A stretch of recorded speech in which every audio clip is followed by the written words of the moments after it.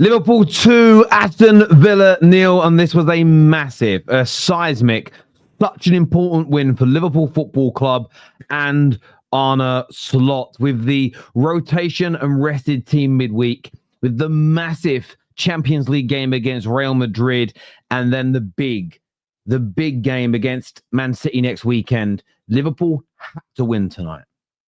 I said in the week that there was even an element where performance maybe didn't matter so much, but it was a very good performance tonight. There were some changes made by Arne Slot that we're going to talk about on the show. He didn't change the shape, but he just made a few subtle differences in terms of one up, one down when the fullbacks were attacking, a little bit more balance. I'm going to show that to you with the heat maps of their season so far in the Premier League versus tonight. And you can see just a little bit more balance in the way that they played, but a very big and a very important win for Liverpool tonight. It truly, truly was. Do me a favor, if you would be so kind, and please like, share, and subscribe to the Football Terrace. That would be amazing. Big up to everybody that's joining us over from the That's Football community. I really appreciate you coming over here and supporting the Football Terrace. And look, as I say, from my point of view, I'm a United fan. I don't want Liverpool to win, but I'm going to call things as I see them. And I think that Liverpool tonight, it wasn't just a good performance. That, for me, is an understatement. It was such a marked improvement on what we have seen for so much of the campaign so far. But we're going to go through it. We're going to break it down. The good, the bad, the ugly. I want to first of all say a big congratulations to Mo Salah. 250 goals for Liverpool tonight. A massive milestone for that man. A massive, massive milestone for that man. And other comments coming through properly. Oh, hang on. Let me just refresh my stream. I want to be able to put the comments up on the screen properly. Big up to yourselves. They're coming through on StreamYard. I just can't seem to get them. Are they coming through on here? I don't know if they are. I'm going to wait and see now. Are they coming through? I don't think so. They should be coming through. Oh, they're not. But I'll be able to put them up a different way. Thank you, Luke, for the super chat, asking everybody to hit the like button. I appreciate that massively. Close the gap. The gap is still solitary. No, there is still a gap. They had to close the gap today. They closed that gap. There was 10 points. It's now 7 points. And that's what they've got to do every week. They've got to keep closing whatever gap Arsenal create. And they have to wait and hope that Arsenal slip up. They've got to wait and hope that Arsenal make a mistake against Sunderland. Anything can happen in a football match. And then they've got to be ready to pounce. They can't just give up. Let's be honest about it. Arsenal are now in many people's eyes the favourites, but there's no way Liverpool can give up. It would be unacceptable for them not to try. They closed the gap by 3 points by winning tonight. It was a massive win. There's no doubt about it. Not going to change it. It's the cold, hard facts of the matter. It's as simple and as straightforward as that. It's just the truth. It is what it is. It's what's going on as of right now. But let's go through it. Let's break the game down. Let's have a little chat about this. Thank you all for being here. And there's quite a lot of you coming through. Do you think Arsenal will crumble? There's no signs that Arsenal will crumble. You know, there's no signs that Arsenal are going to crumble under the pressure right now. But we're 10 games into the season. I almost feel that's somewhat premature. You know, it could happen now. I mean, they could go on a 3 or 4 game losing streak and Liverpool could win. It could all turn around. Do I see that happening? No, there's no signs of that. I'd like your opinion on that. I'd like your opinion on it, please. This here says, Emery is so damn stupid. There was a template to beat Liverpool and he effed it.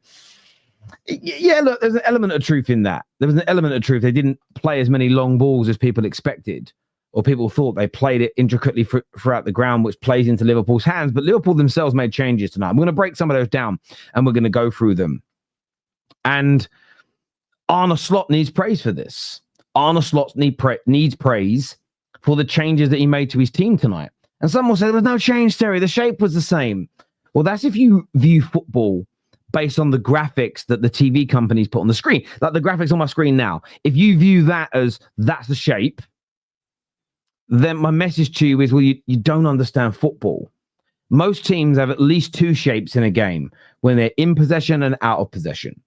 But it's multi-layered. What they do when they're winning a game versus if they're losing a game.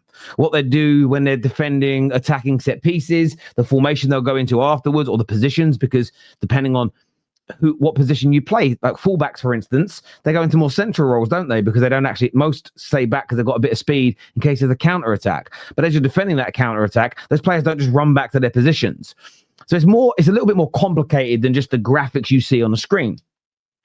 But what Liverpool did very different tonight that I was impressed with, it was just some subtle changes. So, for instance, there was more control in the game tonight. How do they have more control? Well, one of the ways that Liverpool gained more control tonight, how Liverpool were better, is they weren't committing both fullbacks forward at the same time every time. So whether that was an instruction by Slot or it was Slot bringing back Robinson, who understands this, yes, you still had two midfield players pushing forward, which leaves the holding midfield player and Gravenberch a little more isolated, that could leave your centre-backs, isolated, both full-backs pushed up with them. But I'm going to show you something on the screen that I thought was interesting tonight.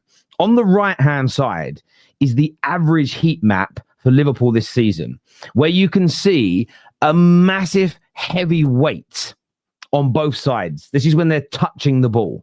You can see that, and that is coming from the full-backs on both sides, pushing forward on a very, very regular basis. What you saw tonight was very different. It's a little bit more compact. You can see dark shade. They attacked a lot more down the left-hand side tonight the right-hand side than they did the left-hand side. But what you can see is more of a balance. You can see more of a balance where there aren't any real dark red areas this season inside Liverpool's half. And that's because what Liverpool have been doing is they have been putting lots of players in the opponent's half when they attack, meaning quick long balls on the counter have been catching them out. And there's been that space that can be exploited between the fullbacks and the centre-backs. And it's a subtle difference. And it's quite simple as when Conor Bradley's pushing forward, Anthony Robinson isn't going as far up. What that then means is Gakpo was hugging the wings. What you're also seeing tonight is Gakpo would be hugging that touchline because Conor Bradley would go forward. But as the ball was then being worked back across, as Conor Bradley was moving back into a defensive role, you wouldn't just see Robertson maybe go out to the wide areas as well. He would invert into the central areas. So it was very, very nice to see some changes tonight. Nothing groundbreaking. Fire wasn't discovered. The wheel wasn't reinvented. It was just something subtle. And I thought, let me go look at the heat maps. Let me look at their average position at home in the season so far and compare it to tonight. And you can see, and heat maps for me are far more important than the starting position of a player on the screen. I'll give you a standout example. Many people, Bruno at his pomp in attacking midfield for United, on the screen, you'd see him in the 10 you'd see him in a 4-2-3-1, it'd be in the 10 role. Okay? Yet Arsenal and City would play a 4-3-3. Oh, no, Terry, you can't say KDB and Odegaard and Bruno play the same position. Two of them are 8s that play in a 3, and he's a 10. Yet when you look to their heat maps, they're almost identical to each other, meaning where they pick up and play on the ball is similar. So I've never been someone that's been overly focused on the starting shape on the screen. It's what you do in possession. And what the heat maps show you is what my eye test saw tonight. A more balanced Liverpool at times, a more conservative Liverpool at times, which just meant they weren't as susceptible to counterattacks. Now, I think it took Liverpool a little bit of time to get this right because the first 15 minutes, that's the only time in the game where Villa really looked dangerous. We'll get onto the back end of the game where they had a few chances, but I think that was actually real good control by Liverpool. But once Liverpool settled into the game and just got into their own passing and moving rhythm, okay, guys, let's not overcommit. Let's make this adaptation work. They were fantastic. I'm taking nothing away from Liverpool. They were absolutely fantastic, both defensively and from an attacking point of view after that first 10 to 15 minutes where they were being caught a little on the counter. And whether you're someone that does it with your eyes or you like to look at the statistics or you like me, you use both, right? The big fact about tonight's game, I don't know why I put one up, 0, none, no big chances conceded. They didn't allow Aston Villa tonight to create one big chance, one gilt-edge opportunity. Where Liverpool themselves, for the first time in many games, they increased their conversion rate to an acceptable amount. They scored 2 goals. They had I'd say the only downside for Liverpool tonight is they themselves only created 3 big chances. There's an irony in this. In all those other games they were losing, in those 6 out of 7 games they lost, they were creating between 6 to 7 on average per game. Where tonight they actually created less gilt-edged chances but won the game. But the reason they were able to win the game is because they got the shutout, they got the clean sheet, they stopped Villa. Outside the opening 15 minutes, where there was a couple of good hits, but from distance, Villa didn't create anything, and that was because of the more balanced approach. I also think Slot tonight got it right in the sense of bringing in Robinson, and you're starting a team of players that's been at the club before. So you're playing in a more controlled way. You're not overly cavalier, barring Mamardashvili. And then you've obviously got Ekatike that started very well. Everybody else is used to things. So you've got the fullbacks not bombing up as high. At times, you've got 2 midfielders in the attack, but you're playing more with a double pivot as well, which again is giving you more bodies in the central areas. Now, the one thing that wasn't tested tonight is how they would cope with an onslaught of long balls, because Villa played out from the back. And that was one thing that I as a United fan, was watching. I was thinking, what are Villa doing? They're dicing with... It was like watching a kid play with matches and then look shocked when he sets the shed on fire. I couldn't quite believe what they were doing at the back. And it felt like a ticking time bomb. And that element was playing into Liverpool's hands. Liverpool still have one of the best high presses in world football, in my opinion. That's why a lot of teams have been going long against them this year, packing the central areas and hoping to win those second balls to create goal-scoring opportunities. But I think the team selection was very good. The subtlety, just playing the more experienced players, playing the established guys, leave the new signings on the bench for it. I know you can't leave them every week because you've got to rotate. But start to build that confidence and bleed one in and bleed another. Don't try and throw 3 or 4 in at the same time and change your system and empty the midfield and push your fullbacks forward. And maybe that defeat to Brentford last week, maybe that's all just is clicked in with Slot, and he realizes be a little bit more conservative, pack the midfield, play the players that know the system and can handle the pressure of being a Liverpool player, bleed the new guys in. And if Liverpool do that, they can turn their season around. This squad has been, and this team has been ripped into in the last few weeks to a level that I think has been over the top. I don't think the signings they made are bad. I don't think Slot is an awful manager. I think he's made changes that haven't worked. I think certain players haven't started particularly well. And I feel like the situation has spiraled a little bit. I feel like the situation's got out of control when all it needed is what we saw tonight. Don't empty the midfield. Don't allow both fullbacks to continually push on whilst the midfield is emptied, right?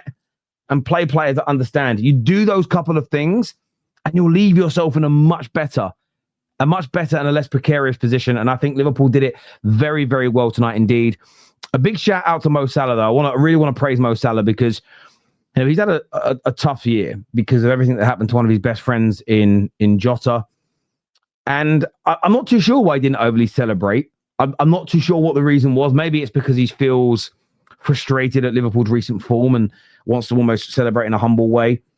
Maybe it's because of the way he scored the goal, in terms of it was a little fortuitous. And, some tennis players are probably the best in the world. They hit a point, but they hit the shot and it hits the net and they get the point the other side. They never celebrate it. They always apologize. I love that about tennis. Maybe there was an element of that in there as well. But to make 250 goals for a club as historic and as big as Liverpool is no mean feat. Or it is a mean feat. If I got the saying wrong, it's an amazing achievement. I'll just say that. Absolutely fantastic. So congratulations to Mohamed Salah and him and his family and everyone associated to him for achieving that. And look, Mo Salah's been nowhere near the level that we've all come to expect. We know how good a football player he is, but if he can start getting back again, if he can get on a run now, and it was a much better performance tonight as well. Some of his dribbling, his touches, his play, maybe at the end on a couple of them counter-attacks, could have done a little bit better. But overall, I thought Mohamed Salah was excellent. And what some people will say is, Terry, but the back end of the game, Liverpool kind of sat back and were pinned in. And Villa didn't create shit. There was one decent play where Ross Barkley's turned and shot from inside the box, but they didn't create nothing. No clear-cut chances. Liverpool in that back end of the game, it reminded me of last year. Leading, absorbing, hitting on the counter. The only real criticism you could probably give is the counters should have been a bit more potent. That's it. But look, I want your thoughts. I want your feelings. I want your opinions. Let me know in the comment section below what you think and you feel. And yeah, Liverpool, massive win, back to winning ways, and they close that gap. Let's jump into some of your comments here. Let me just timestamp this so I can put the super chat. I know like a lot of you will like to come and read your super chat parts back and read what's being said. I still don't have the comment. No, the comments aren't coming through for some reason. They do this sometimes, but I can get them on StreamYard. I can get them up on StreamYard here. Viertz with a bad cameo. I didn't think he had a good cameo or a bad cameo. It was just kind of a late sub performance. But there we go. Only takes 2 games to catch 7 points. 1-0 win for Liverpool at the Emirates. No set pieces for Arsenal that day. Well, this is why Liverpool can't give up. You know, many people may now look at it and go, "Nah, listen, Arsenal are the favourites," and that's a fair opinion to have. But Liverpool can't give up. If I was a Liverpool supporter and my club were giving up because Arsenal was 7 points clear, 10 games in, I'd want the club shut down. I'd want anyone involved sacked with immediate effect. Contracts paid, get them out. You can't do it. You know, sometimes in life, it's about being. There's times where you just got to be opportunistic. There's times in life where you've got to be ready to pounce. There's times in life where you're not doing something to make somebody's life bad, but you've got to be there ready. I always remember getting looked over for a job, a promotion, not, yes, it's a job, but promotion within a job I already had. And I was gutted.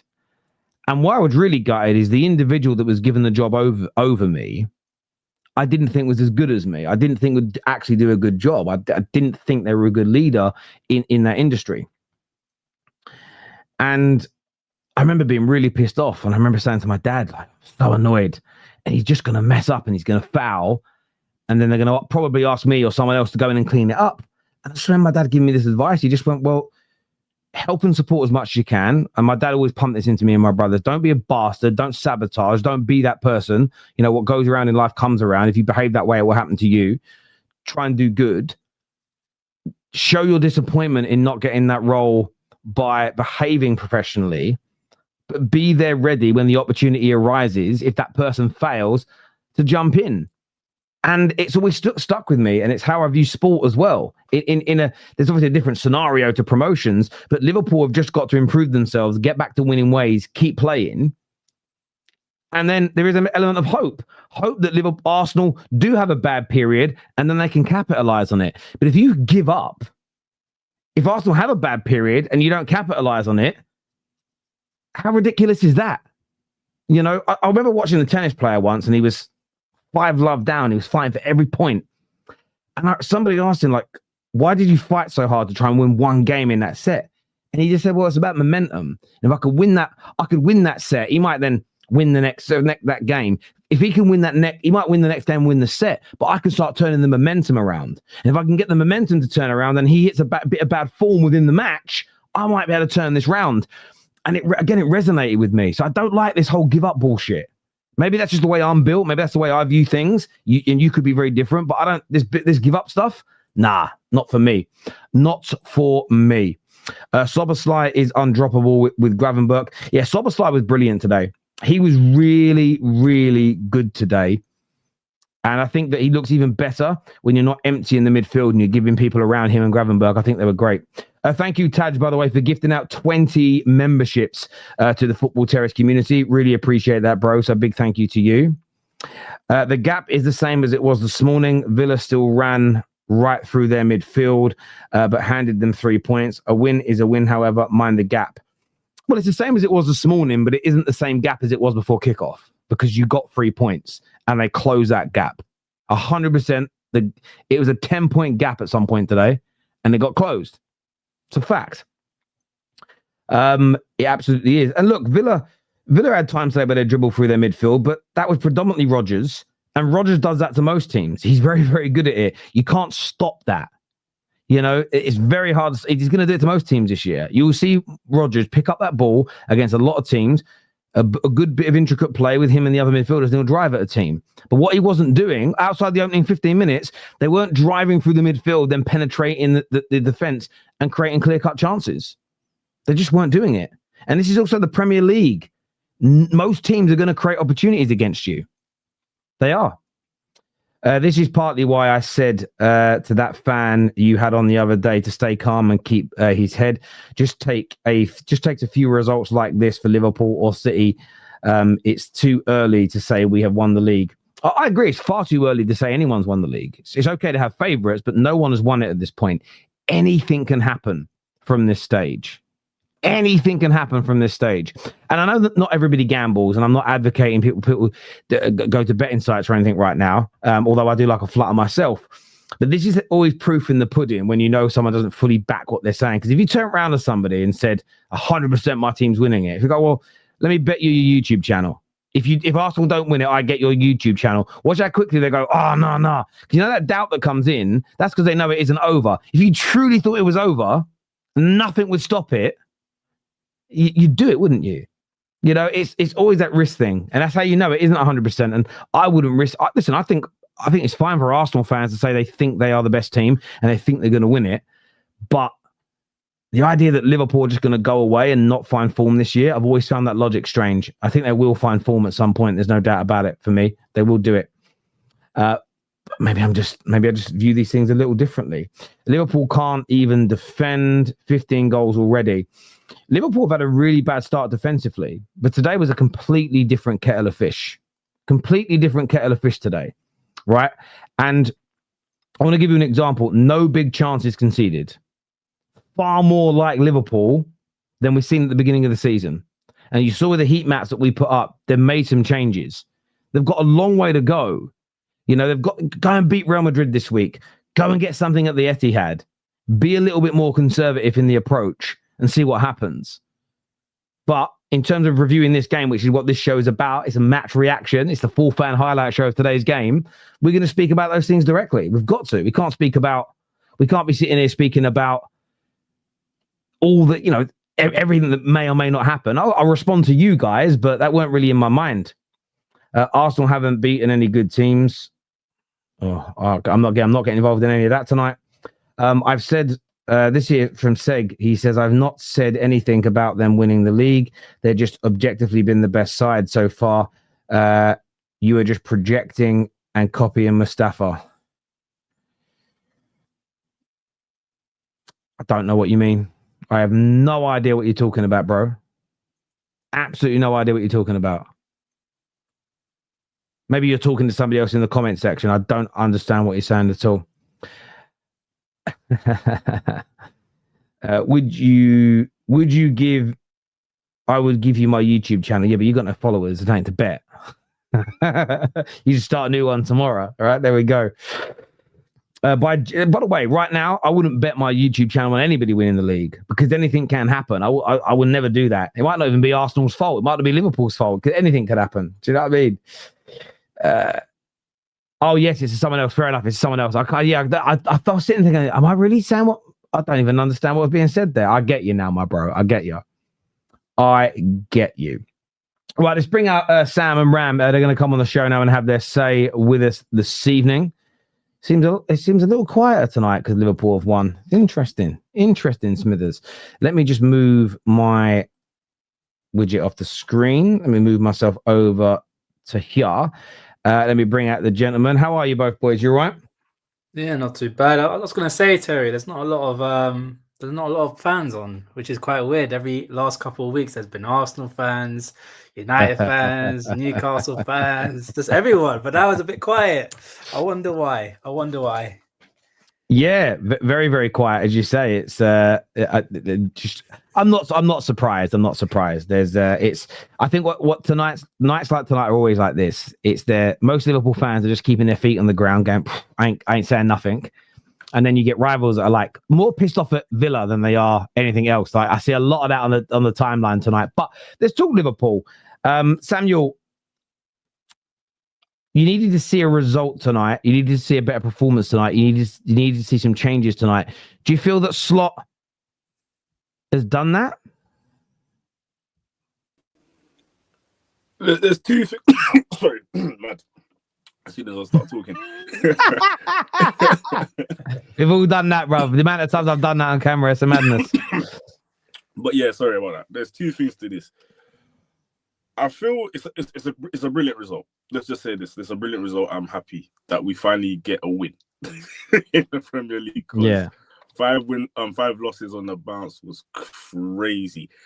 I know we had the Frankfurt win, but yeah, that was crazy. I feel like he went back to slightly the tactics that we had last season at the beginning, where we were a little bit more conservative. We had less chances, but we were clinical with our chances. Now, a lot of the problem that I had with Slot before was that he was making the same mistakes, that he was playing a style of football that it was so easy for us to get run through, like one ball. What was the slogan? One ball is all it takes. One ball is all it takes. Exactly. A lot of that was cut out. Now, to be fair, I was surprised with how Aston Villa played, in the sense of they really played into our hands. The way that we pressed was a lot better. 100%. The way we pressed was a lot better. But they were playing out from the back. They were inviting on a lot of pressure. Now, it does leave me the question of, if we play a team that sits back and does long balls all the time, how are we going to cope with that? How is Arnie going to cope with that? But for today, it was a lot better. I know I said Arnie Slot out, but he still needs to convince me. That was last week, but he still needs to convince me a lot more for the games coming up, like Real Madrid, Man City, and then other games, that I need to see that, okay, he's actually changing. He's actually not being stubborn. That's one thing I hate about managers. If you're stubborn and you're losing while you're stubborn, it's just so stupid. But anyways, he keeps on changing the tactics to a point where it is balanced, and today it was balanced. I think one thing, I know I've had my back and forth with Husam and others, but one thing that they said that was right, and I do agree with, was that, I know Isak is injured, but Ekitike and the midfield behind him is a lot more balanced and a lot more conducive to what we need, the style of play that we have. So that's why you saw a lot of the chances that we had, but also that we were not getting cut through a lot of the time, which was good. But yeah, no, it's a brilliant result. Again, it's only 10 games into the season, and I know we've spoken about things. I've been very negative because of what I've seen Slot and some other players do. But listen, if we can just get a little bit of a momentum, then we can put ourselves back into this conversation of we can actually win this title. But for now on, I'm just going to keep my feet to the ground. And also, I'm going to say this. I've had a lot of criticism with Salah. Now, Salah has made some mistakes today, especially towards the end where his balls were quite off when we were on the counter-attack. However, that's a lot better, Salah. That's a lot better. That's what I want to see. Do you get what I'm saying? Yeah. But yeah. No, listen, I hear you. I think I don't expect anyone who's I want to word this the right way. I don't expect anyone to change their minds or go, we're fixed. Liverpool fans, we're fixed. We're sorted. Everything's perfect after one game. Because I think you made some nice changes in the Frankfurt game, and then went straight back to empty in the midfield, pushing the fullbacks up, and lost the next game. I think if you see this repeated today against Real Madrid, repeated against City, repeated in the first couple of games after the international break, that's when I think maybe more excitement comes back in, and more of okay, well, he hasn't been stubborn. He has made those changes. He realizes that these players, the way he wanted to, the way he wanted them to play, was making us too vulnerable. And I think that's important to have. And it's always annoying when a manager is being really, really stubborn with something that isn't working, and you need to make those changes. That being said, there'll be guys that back your manager that will say there were no changes. We've had that in the Man United fan base this week. Like Goldbridge and I had a conversation where Mark's sort of saying there's been no changes, and I'm like, well, I think there's been some subtle changes, and some of it isn't even like. It depends on what you view as a tactic, because maybe Arnie Slot's just saying, listen, Bradley, listen, Robertson, when you see the other one bombing up, don't bomb up as high. Use your brains. Like some would say that's a tactic. Some would say that's just asking your players to make better decisions. So it depends on how you perceive that. I view that as a tactical situation. You're making them mindful of to not both push up at the same time, but much, much better tonight. What are you saying, Ram? What you making of tonight's result? It was so important to guess it with the next two games that are coming up. Do you feel a little corner's been turned? Did you see some changes? Or, there are a lot of people making the accusation tonight that Villa just played into your hands. They played out from the back. They didn't go long. They played the way Slot wants. So it's too hard to judge. How do you view it personally? It's a weird one. It's a weird one because at the end of the day, it's a fantastic result. 2-0 at home against a very good Villa side who, let's be honest, are in a very good run of form. But the overall performance was still very good. But there's still certain question marks I have about the team. Like, I won't take everything as gospel today. I thought we played well, given the circumstances. I thought the intensity was there. The energy was there. Certain performances from individuals was a lot better compared to the last couple of weeks. There were subtle changes within his tactics, which were very good. It helped us defensively organize ourselves, and also recycling possession when we lose the ball was also another good thing. The fact that whenever we had just Virgil and Konate next to together, we always had either Szoboszlai dropping deep or Gravenberch dropping deep. That's the kind of thing that we needed.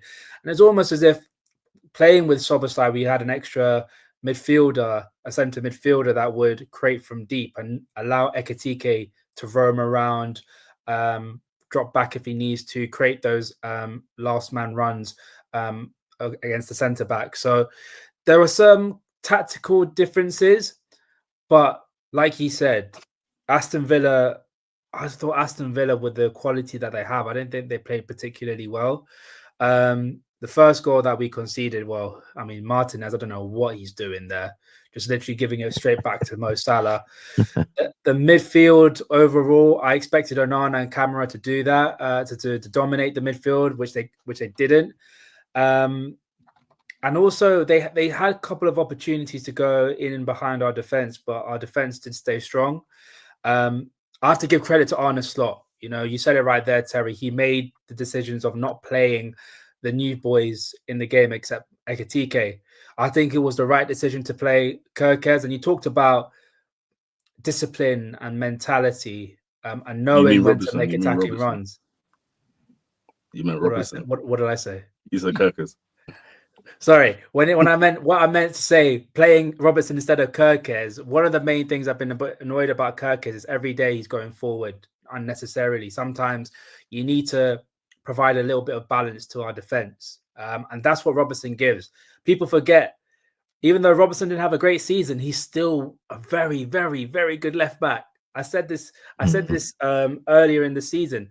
Robertson starts for more than half the teams in the Premier League. That, for me, is a good enough left back as a backup.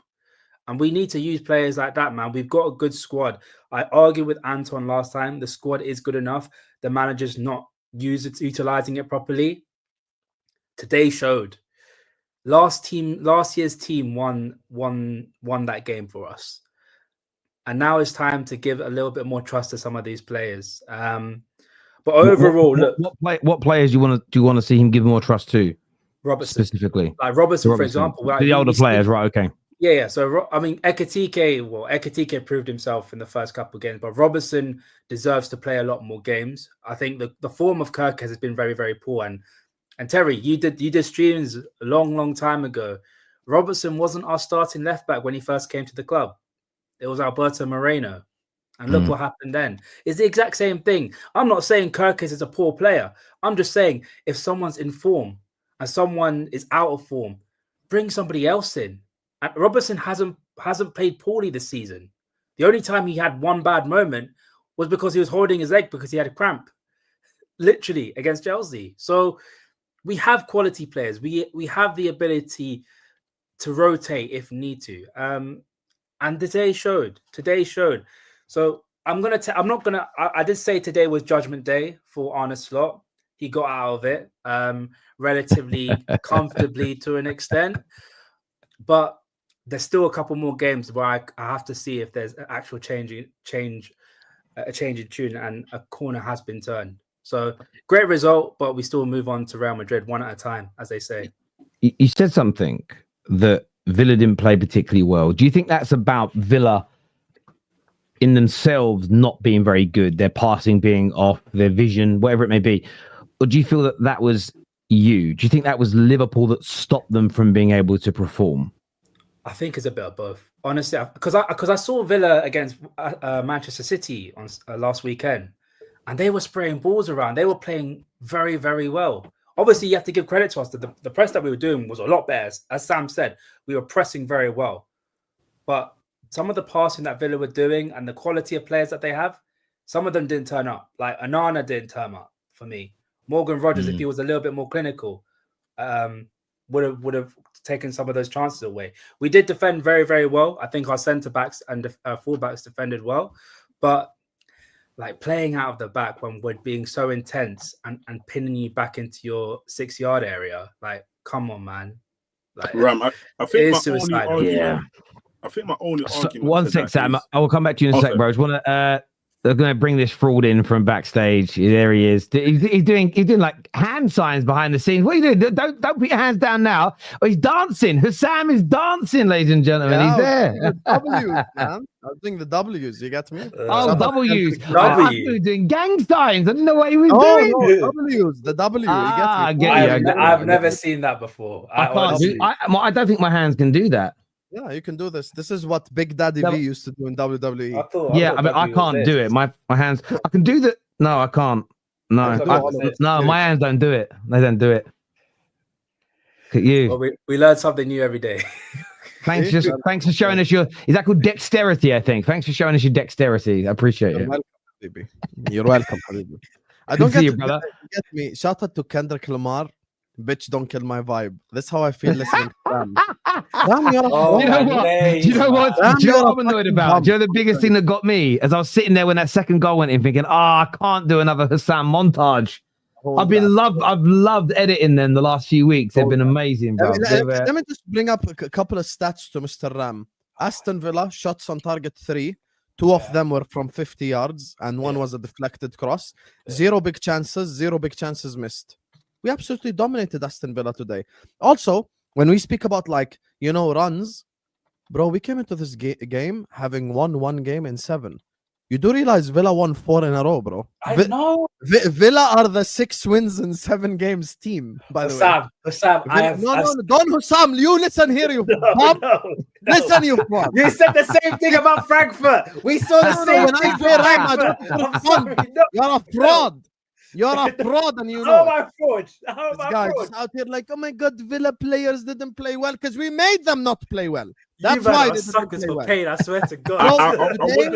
Today was Mac Allister's best game. Gravenberch come back. Szoboszlai moving like Andrea Pirlo in that midfield. Why the fuck? That's why they look like ass. Because we cooked. That's why. Today, credit for Arne Slot. Today before the game, and this is how you know I don't do hindsight. Results-based analysis. Before a ball was kicked, you can go to my watch along. You can ask people in the chat who have watched my watch along. Before a ball was kicked, I was like, I don't get why people are mourning. I love this lineup. I've said 100 times, Terry will vouch, even on Straight Facts. If you want to play last season's midfield, you've got to play Ekitike up top. I've said this 100 times because I think that's the most balanced thing. If you want to play with Wirtz, you got to start Isak. It's as simple as that. Wirtz and Isak is the combo, or last season's midfield and Ekitike. He put on one of the combos that worked. People in the chat see they're vouching already. I said this is the same exact starting 11 he played against Everton at home in the Premier League. So I liked it. I did not moan before a ball was kicked. I was very happy with it. The only constructive criticism of today's team is the fact that the fullbacks were still inverting. That's it. That's the only thing that I just disliked, where it's like, okay, logically, I would like Mo and Gakpo to be closer to goal than Robertson and Bradley, just logically. Okay, so that's the only thing that just irritated me. Other than that, perfect tactical setup.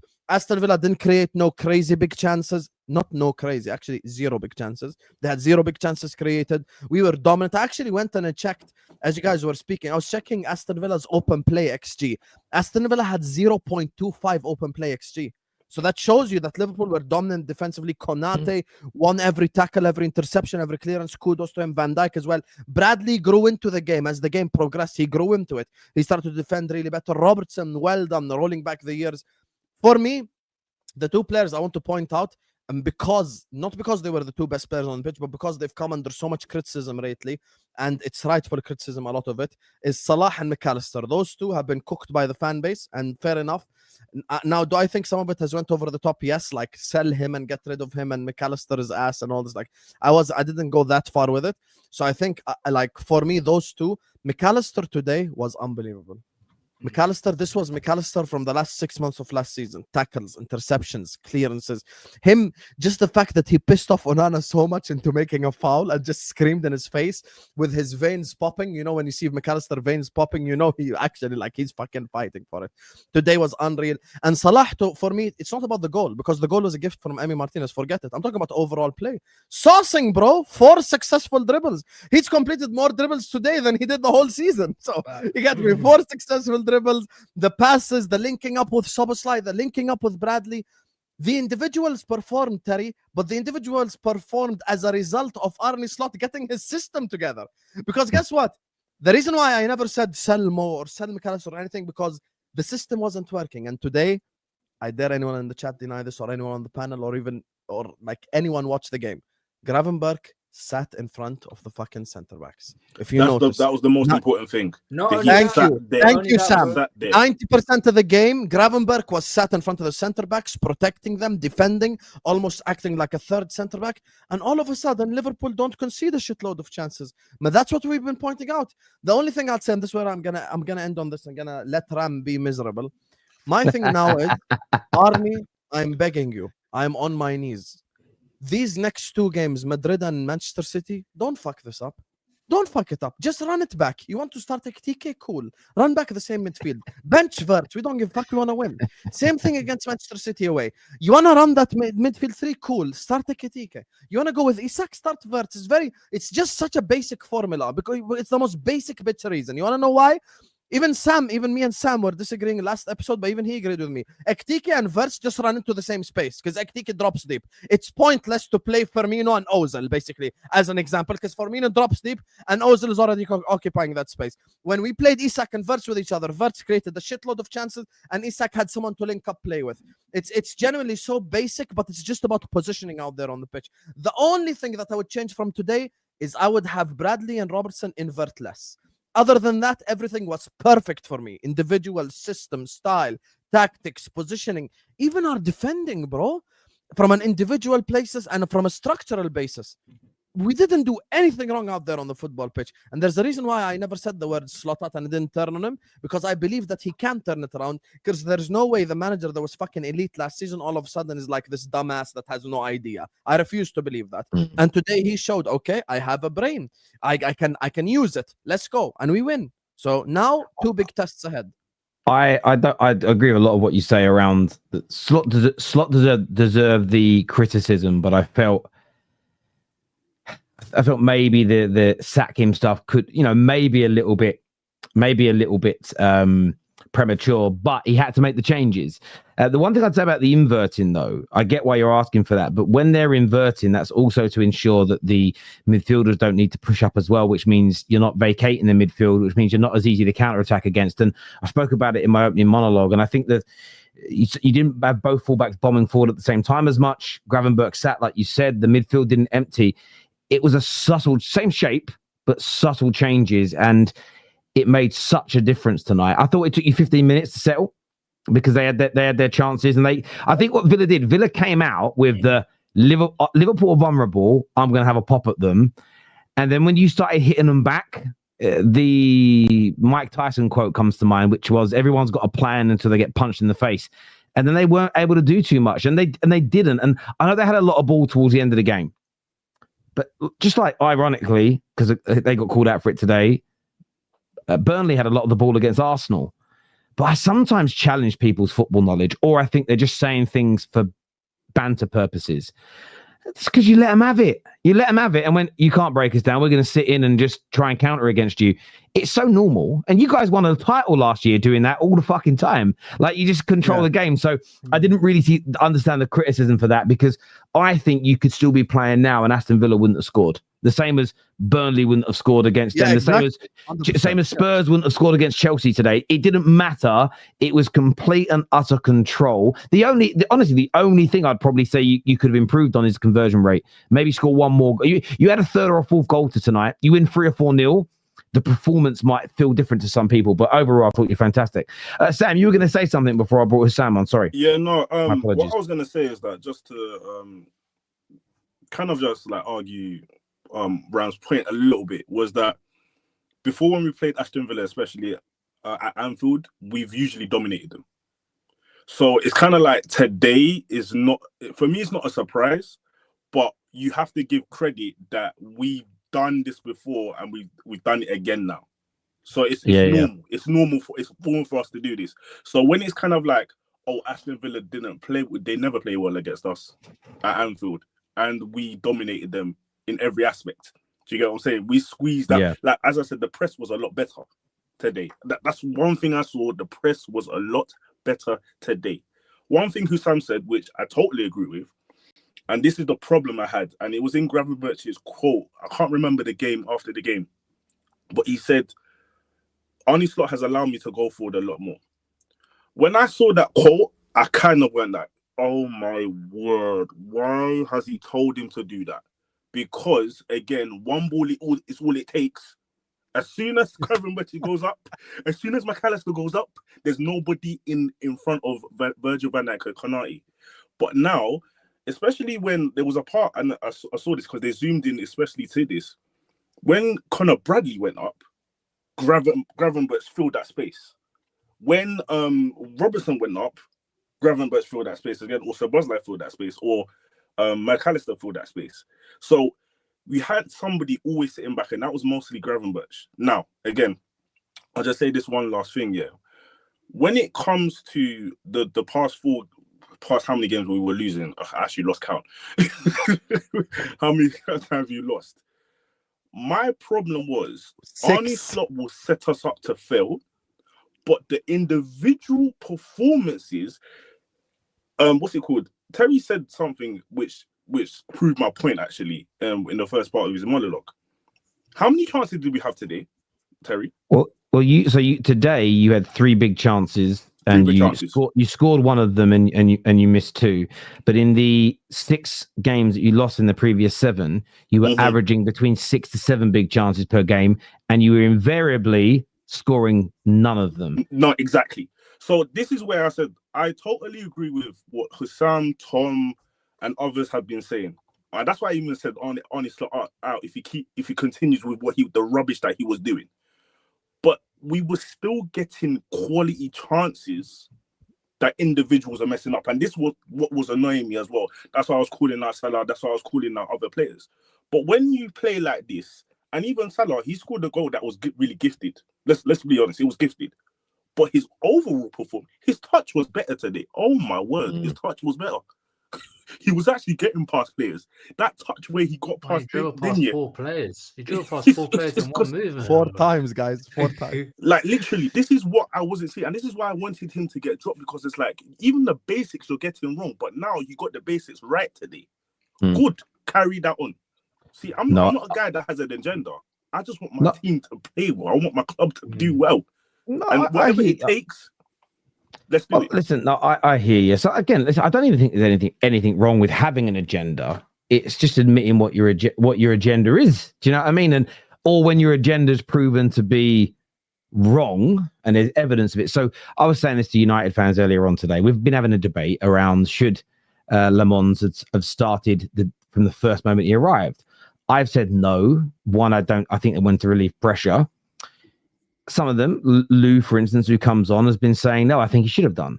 Now, he's come out in an interview and said, it was taking me, I had to adapt to being in England. I wasn't adapting. He didn't say I wasn't adapting well. He said, I didn't really adapt straight away to the training methods and the way the manager wanted us to play. So then you read what the player's saying and you're like, well, whether you wanted him to start from day one or not, it was obviously the right decision to do it because he wasn't ready. If you've got an agenda, you'll go, I don't believe that. He's just saying it to protect the manager. I'm still going to push my narrative. If you're someone that's just, I understand it now. That's the reason why. I'll accept it and move on. I think that's the fundamental difference. I think if Slot changes some things and you start improving, you're going to be fully behind him 100%. Where some people maybe, and you'll see this on social media, any Liverpool fan that suddenly started getting traction for the first time by going at their manager, they might suddenly develop an agenda because those some people, especially the TikTokers, those views can hit like crack. Do you know what I mean? You suddenly you're averaging like 5,000 people watching your videos. You do one, and suddenly 1 million people watch it. It's like, I need to get that again, and people chase that. People accuse me of doing it. It is what it is. There we go. It's my fault. So it's funny tonight. Like last year when Arsenal were winning games when they were chasing you, and I wrote, they've closed the gap. Liverpool fans got angry at me. Tonight, I've said the same thing. You closed the gap. The Arsenal fans are having a go at me. I love people, man. People are mad. It's my fault for super chatting Husam earlier. Enjoy the win, but I look forward. I look forward to the second place derby next week. Hey, listen, it's not your fault for super chatting. I get why people are hating. You get me? I had 1,600 people watching me today, even when we weren't losing. So big up. You get me? And, for the Arsenal fans, if I was in your place, I wouldn't be worried. I'll be honest with you. It's too soon to be worried. Like, you need to control yourself. We go away to the Etihad next week and win. You can start to worry, and you have legitimate reasons. Do you know what's interesting, though, right? Now, I know there are some rumors, but I'm not an Arsenal fan. And there are some rumors, just let everyone know. If Liverpool and City keep dropping points and you just get further and further and further in front, you're always going to enjoy winning the league. You will enjoy it because it's your first in 21 years. And I know you'll enjoy it. But I do think it would taste better if, I'm not saying you want a close race because then it might lose, but if it's over by Christmas, you'll lose 3 or 4 months of the journey where you're just going, I just want May to come now. I want the trophy. And I'm not saying you won't enjoy the trophy, but it will become a little bit, it's a bit like knowing what your Christmas presents are going to be. You're still excited to get the PlayStation. You're still excited to get the new trainers, but it kind of removes that, I didn't expect it moment, or it kind of removes an element of the sort of novelty of it away. So I actually think you'll enjoy it if Liverpool and City don't just completely fall off. I'm not saying you want them 1 point behind you, but I'm just pointing it out. Maybe that's me as well. Maybe I'm projecting a little bit. Terry, they're starving, bro. They're starving. No, I get they are. I get they are. I do get they are. And some won't care. Some will be like, no, I don't care. Make me 30 points clear. Make it easy. And I get it. I do get it. Maybe I'm projecting a little bit as someone who follows the football and loves all the clubs, and I love talking to people. If there's no race, it'll be like last year where we're going to get to like March, and it's just the conversation become boring. Maybe it's more me thinking that than you guys, but it was Arsenal fans on the panels as well that were pushing that last season. It wasn't really a race. We didn't put much pressure on Liverpool. They had an easy run. So there was a lot of Arsenal fans that were pushing that narrative. So if that happens to them now. No, I agree. And look, this is 1 game at a time. And I think that's what, again, you look ahead at some things. How do you think you're going to get on how you're going to do things? But I do think that there are certain elements of football for all of us, whether your team's good, bad, or indifferent, where you can just take it 1 game at a time and just enjoy that moment. Liverpool fans should enjoy tonight. Enjoy the win. Watch the highlights. If you have a smoke, have a smoke. If you have a drink, have a drink. If you like have a dance, have a dance. Have whatever it is you do. You don't need to go over the top. You enjoy these moments. You enjoy them, and you've got to. But I want a close race. Actually, no, I don't. And I do. I don't want a close race because I don't want Liverpool to win it. So I don't want you to be able to pip it. But equally, I don't want it to be over by Christmas. How dead and boring is that when we've got to sit here for another 5 months going, now what? I don't want that to be fair. I don't want that to be fair. I'm just happy that I'm not getting added left, right, and centre in the group chat, man. Every week was more at Ram. Another loss. I'm like, thank God it's quiet. I can enjoy this silence. Garrett here says, Nartel, I don't give a fuck if Arsenal win the league by November. I wouldn't care. Fair enough, bro. Fair enough. As I said, it's your club. I don't have the emotional connection. It's just from a content perspective, though, it will be a bit dead. Do you know what I'm probably not factoring in? I'm not factoring in how many years it's been, to be fair. I'm thinking about it from the perspective when United were winning it regularly. And it was a case of I'm looking back at what I enjoyed the most. And as much as it's nice when you've won it early, going into those last 3 or 4 games of the season and you win that game that kind of clinches it or stops the opponent. I remember beating Chelsea 2-0. Javier Hernandez scores after 30 seconds. I remember Ryan Giggs scoring away at Wigan. This is like obviously the treble year, the game at home against Spurs. Doing it in the last 2 or 3 games, there's something about that always felt better than doing it with 4, 5, 6 games to go. But equally, I weren't starving back then. So yeah, maybe you're right, Gab. Maybe I'm completely wrong on that, to be fair. Liverpool fans in the chat, Liverpool is winning the league, is what Allah says here. Relax. One game at a time. No one said that. Just saying, no one said that. As a lifelong Knicks fan, I don't need 38 heart attacks. Give me a boring cruise to the finish. I hear that. I hear where you're coming from. Like I've said, I think about maybe from the wrong side of things. Both of us can attest to that. The amount of heart attacks that both of our clubs have given to us in the last 20, 30 years, I don't think we need another one, honestly. I prefer a nice, simple cruise to the title rather than... No, I get that. I get that. But it's like this. I would rather, if I could pick, I'd rather win every game with the last kick of the ball than win every game 5-0. Maybe it's just the way I am. Maybe it's a me thing. I like that last ditched.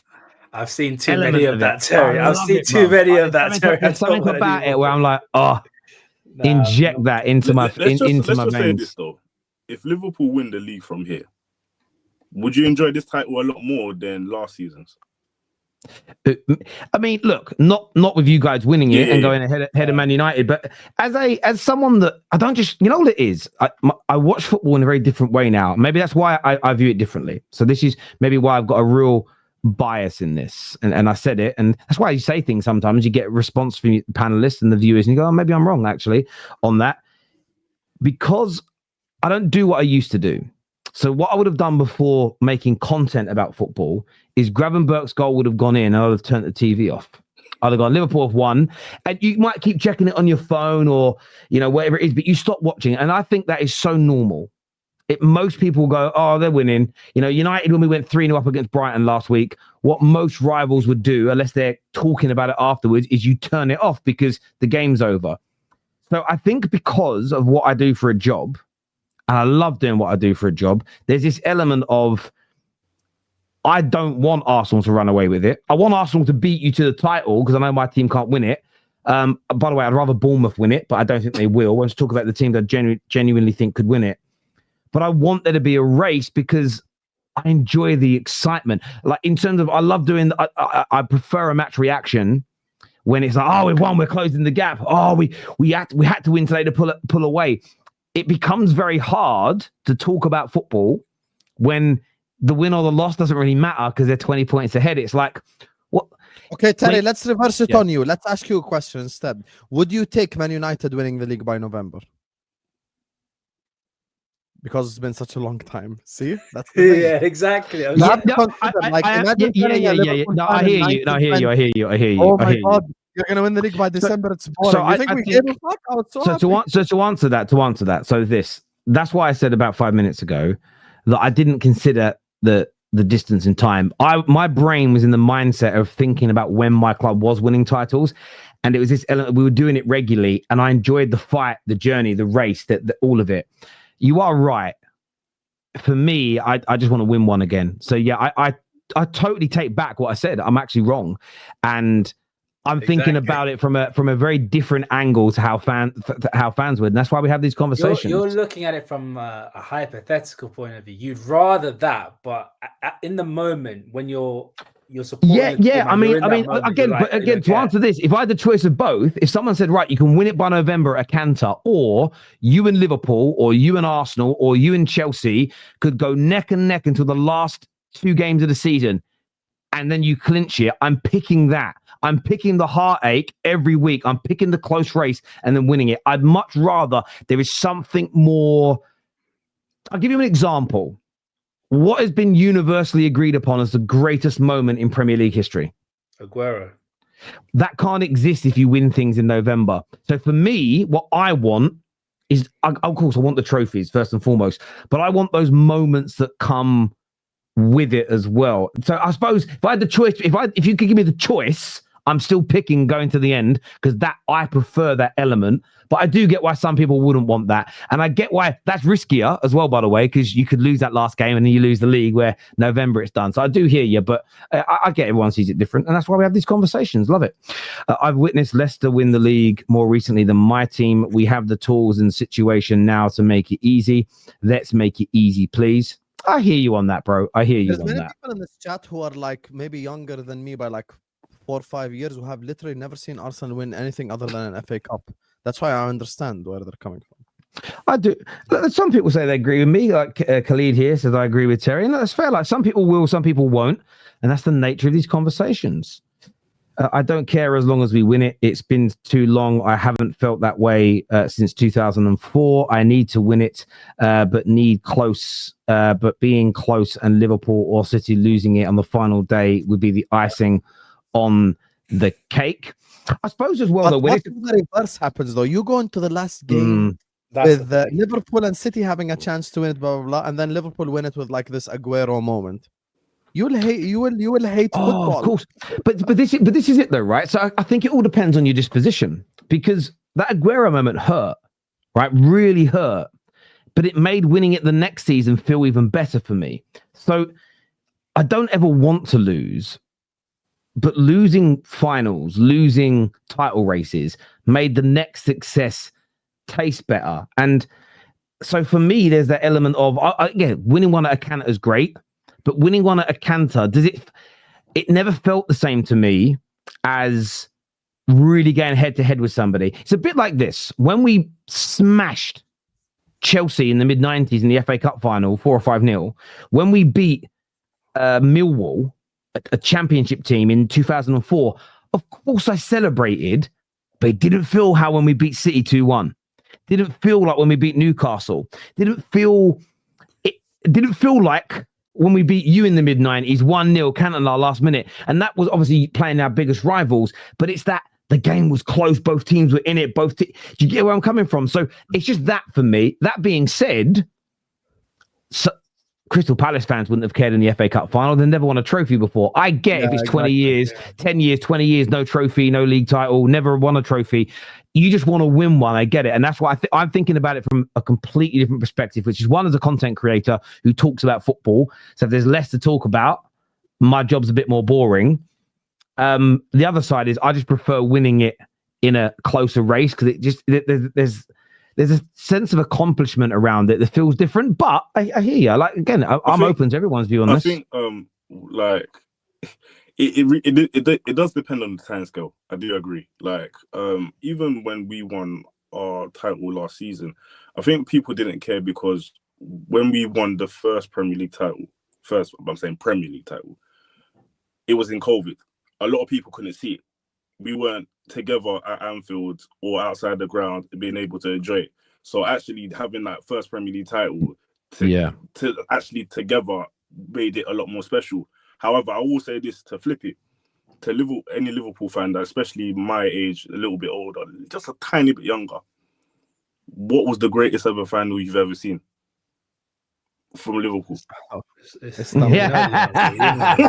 Yeah, but that's it, and it's that way up, right? It's that way up, and I would love to ask a City fan, and for them to be on again. Some City fans will go, now the Centurions was the best because we won it so comfortably, was so much better than the rest of you. Some will say Aguero because of the historic element of that moment, what it did, the look on Fergie's face away at Sunderland, all of that is kind of added into it. Like Arsenal fans see it from this perspective. Let's just say you do brilliantly, but you get to the final day of the season and there's a point between the two of you and you're drawing 1-1 and Liverpool winning. And in the 93rd minute, Bukayo Saka cuts in and curls it far corner into the top corner. Imagine you won it that way.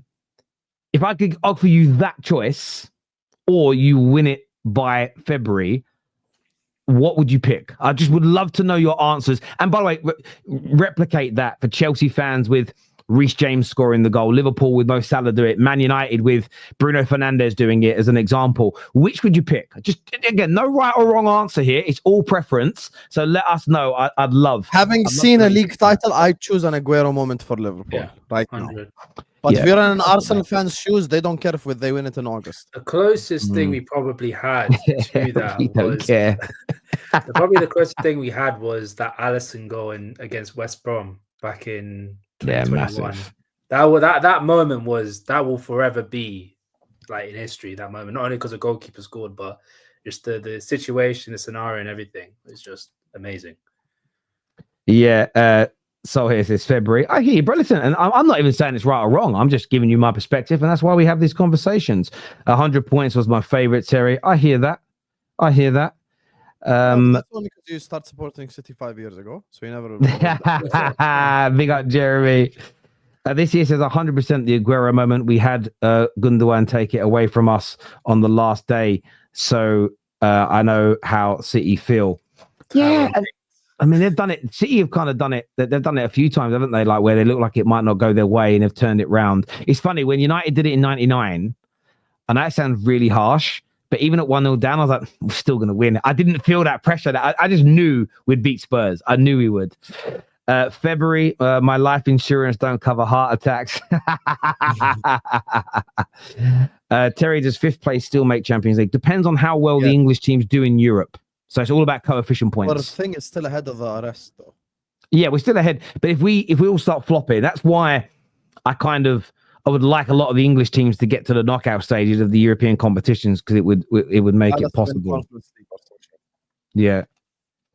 Terry does not want a title race. No, I honestly, on a real level, I'd love a title race. As a pure football fan, I'd love a title race. The fear in it, though, is Liverpool coming out on top and getting number 21. But I'd like a title race, to be honest with you. And part of that is because I'm a content creator and I want to be able to create. I enjoy making content about football. But like last year, listen, the Football Terrace. The community here is amazing. People always turn up. You know, whatever's going on, people turn up. I love what I do, but I like there to be something that's really juicy that people really care about. What we got for the last 2 or 3 months of last year was a bit of a shit league, really, wasn't it, this year? And I'm like, I want, because that's what will happen if Arsenal win it at a canter. That becomes a conversation, and it's boring. So I'm probably projecting a lot of, please not that shit again. Where at least if it's a close race, that conversation can't happen. Do you know what I mean? If it's a 3-horse race, you can't have that conversation. So maybe it's a little bit of that. And there's no better feeling if Liverpool win the league that the day after we lift the trophy, Terry puts out a video being like, I feel sick. I mean, that will hit like opium. Right? It would be so good. Well, I hate having to do the videos after you guys win trophies, man. But look, I want to thank everyone that's tuning in. Really good discussion at the end. I enjoyed that. It's important to sometimes speak about those things because we all do see it differently, and it's important to see other people's points of view as well. I've just seen the first goal, and you guys are celebrating that. I'm a United fan. I'd be celebrating that. Like if I put my head down for a minute, getting my thumbnail ready earlier, and I heard, oh no, Sells has given it away, and Ahmad tucked it in, and we won 3-2. Bruv, the champers would have been open, bruv. They would have been open. You've got are we seeing the celebration police come out again? Yeah. And Arsenal agenda? No, Avenger.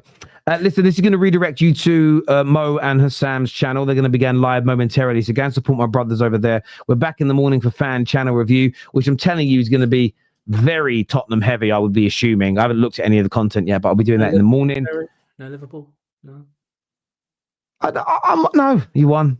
So it depends, right? Honestly, what I do is a lot of it is what gets sent through to me. To be honest, I get sent. People send me the videos through, so it's what I get sent through. Really, I don't go searching for too much. I just go to my DMs and it's links I get sent. So it really is always whoever's lost. I get sent links for those teams by people. That's essentially what happens. So if you guys have seen something on TikTok, Insta, YouTube, you want me to feature, send it.